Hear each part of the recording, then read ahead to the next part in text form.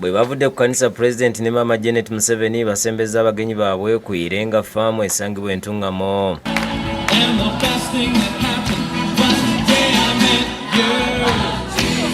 Pulezidenti yasinzidde n'atendereza mukyalawe Janet Museveni olw'okwolesa obuvumu okukuza abaana baabwe kuba ebiseera ebisinga yali tabeera waka ng'ali mu nsiko. You heard what the children were saying, that she was tough with them and was able to bring them up for a number of years without my presence, and I really salute her for that.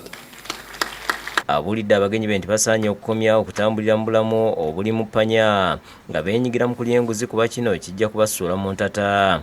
Now here in our groups here we refer to marriage as, broadly speaking, as okombeka. You are building, not just marrying a man and woman only, you also build a home. Ye First Lady alaze essanyu olwa Katonda kula eri emyaka 5 mu bufumbo obutukuvu. Agambye nti olw'obusambatuko bwaliwo mu 1970 kye kyabaviirako okuteekera embaga yaabwe e Bungereza ng'omukolo gwaliko abantu batono ddala. This day is a gift to us from God Himself, our Father, that we may bless Him with our hearts' thanksgiving and praise Him. For we have no story without the goodness of God.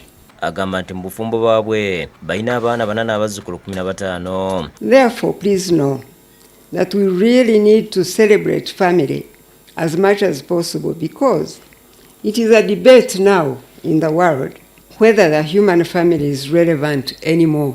Yebaza bba olw'okukkiriza okuteekera ebikujjuko bine Kyamate ng'ate babadde basobolera ddala okubiteeka Lwakitulo b'e Kampala. And so I realized that it's a blessing to have your spouse and give him peace. Just let him be.